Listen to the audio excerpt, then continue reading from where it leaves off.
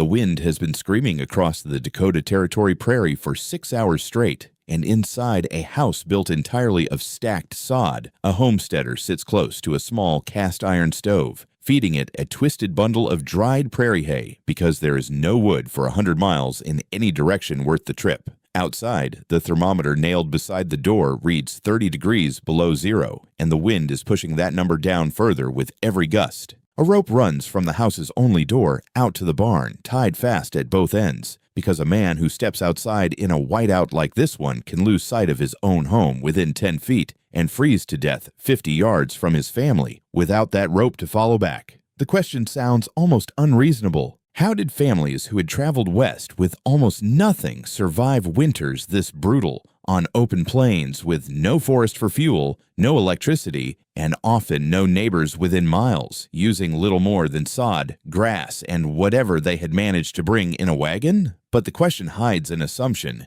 and the assumption is wrong. Frontier settlers were not simply enduring impossible cold with nothing. They built, adapted, and borrowed an entire survival system in a single generation, often inventing solutions on the spot because no inherited tradition from Europe had prepared them for a landscape this exposed. This video walks through that system in full: the house, the fuel, the food, the clothing, and the community that made it possible, including the disasters that revealed exactly where the system's limits were. If this kind of history is worth understanding to you, subscribing helps more of it reach people who'd enjoy it. Across much of the treeless Great Plains, settlers arrived to a landscape that offered almost nothing a European or Eastern American building tradition expected. No forest for timber, no quarried stone nearby, often no clay suitable for brick. What the land did offer was grass, and grass with roots dense enough to hold together when cut into blocks.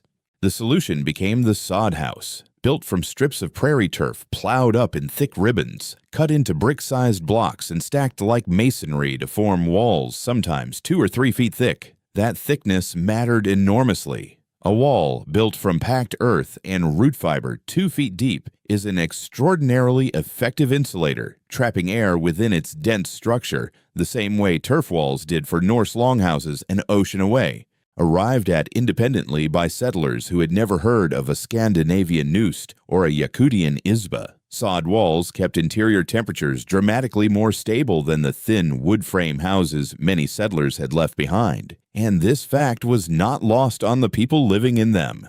Sod houses were frequently described as cooler in summer and warmer in winter than anything available to a family of modest means. Windows were small, sometimes salvaged glass carried carefully across hundreds of miles by wagon, sometimes covered with oiled paper or cloth when glass simply wasn't available. Roofs were built from a timber frame where any wood at all could be sourced, then layered with more sod, which meant a sod roof could and did grow grass on top of the house itself, a detail visitors from the east frequently found strange enough to write home about. The dirt floor, packed hard and swept daily, absorbed and released heat slowly, much like the earthen floors used across nearly every cold climate culture in this series, from medieval England to the Andes. The single greatest challenge the plains presented, more than the cold itself, was fuel. A settler in a forested region could cut wood. A settler on the open prairie often could not, and this forced an improvisation that shocked Easterners and remains one of the most distinctive facts of frontier life. Dried animal dung, both from buffalo, where herds still ranged, and increasingly from cattle, as homesteads multiplied, became the primary heating fuel across huge stretches of the plains. Collected, dried thoroughly in the sun, and burned in a stove, dry dung produces a steady, if less intense heat.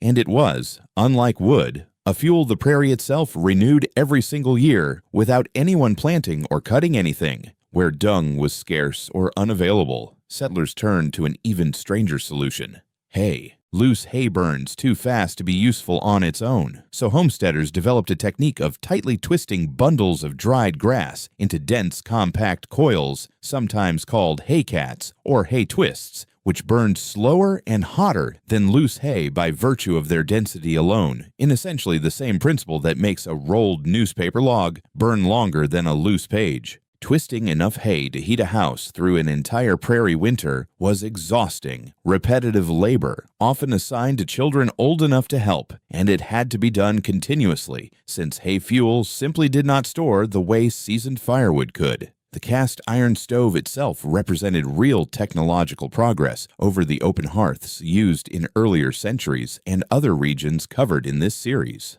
Enclosed, with a controllable damper and a stovepipe venting smoke directly outside, a cast iron stove wasted far less heat than an open fire and could be regulated far more precisely, letting a family stretch scarce fuel considerably further than an equivalent open flame ever could. Where timber was available, in river valleys and the more wooded eastern edges of the frontier, settlers still cut and stockpiled wood exactly as their counterparts across the rest of this series did. Cut, split, and dried months ahead, because green wood burned poorly, and wasting fuel in this climate was never a mistake a family could afford to make twice. Frontier settlements were often days from the nearest supply town, and in the depths of winter, sometimes entirely cut off by snow for weeks. Preserving a full season's food supply in advance was not optional. Root cellars dug beneath the house or into a nearby hillside and lined with earth or timber held potatoes, turnips, carrots, and onions at a stable, cool, frost-free temperature through the coldest months,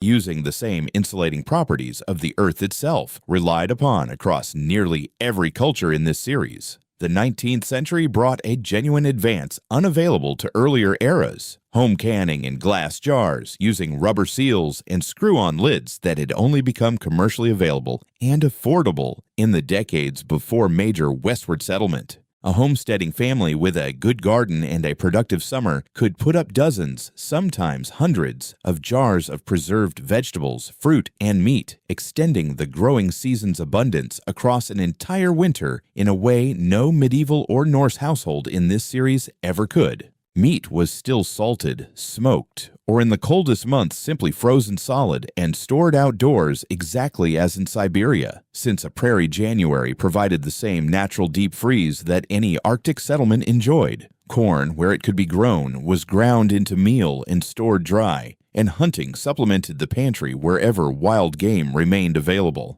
Though overhunting and the collapse of buffalo herds across the plains during exactly this period increasingly strained that option as the frontier era progressed. Clothing followed familiar cold weather logic, wool layered thickly with an undergarment, a heavier outer layer, and a coat. But the frontier added its own distinctive solution borrowed directly from Native American practice and from the plains' own most abundant resource, the buffalo robe. A properly tanned buffalo hide, worn fur side in, provided warmth that settlers repeatedly described as unmatched by anything manufactured in an eastern factory, and buffalo robes became a genuine frontier commodity, traded, sold, and passed down as some of the most valuable possessions a homesteading family owned. Mittens rather than gloves preserved more warmth by keeping fingers together, and multiple pairs of wool socks inside heavy boots addressed the same frostbite risk faced by every cold climate culture in this series. None of it eliminated the real danger. Frostbite was common enough on the frontier that period medical accounts and personal letters routinely mentioned lost fingers, toes, and in severe cases whole limbs, and the risk was compounded by a hazard unique to this landscape: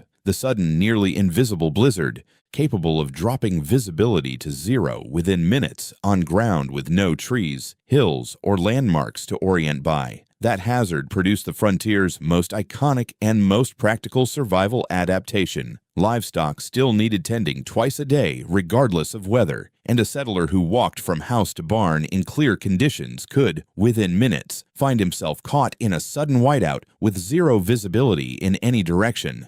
The solution was simple and became widespread across the plains. A rope, strung and anchored between the house door and the barn door, that a person could hold onto by hand the entire distance, guaranteeing a way back even when the world beyond arm's length had completely disappeared into blowing snow. This was not a precaution born of theory.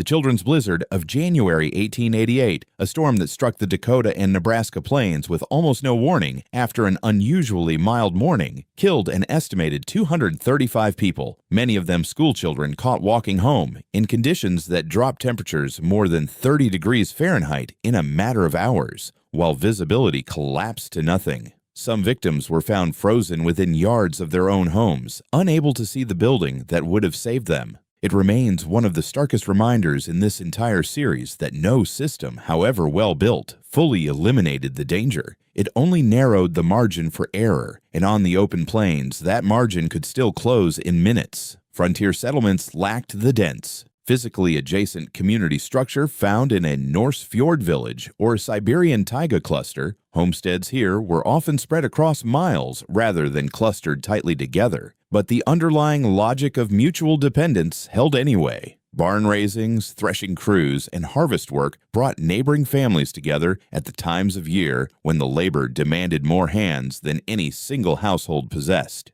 Knowledge of who was isolated, who was low on supplies, or who hadn't been seen in town in weeks, traveled slowly across those miles. But it traveled, carried by whoever next made the trip to a neighboring farm or the nearest settlement. Winter itself, ironically, sometimes drew families closer than any other season, as travel became difficult enough that visiting, when it happened, meant staying, sometimes for days, turning a single social call into an extended, welcome interruption of an otherwise isolated season. Letters and diaries from the period describe this isolation as one of the genuine, unresolved hardships of frontier life, not something the system overcame, but something families simply endured, season after season, until railroads, telephone lines, and eventually rural electrification finally closed the distance that no rope or root cellar ever could. Back in the sod house, the homesteader closes the stove's small iron door,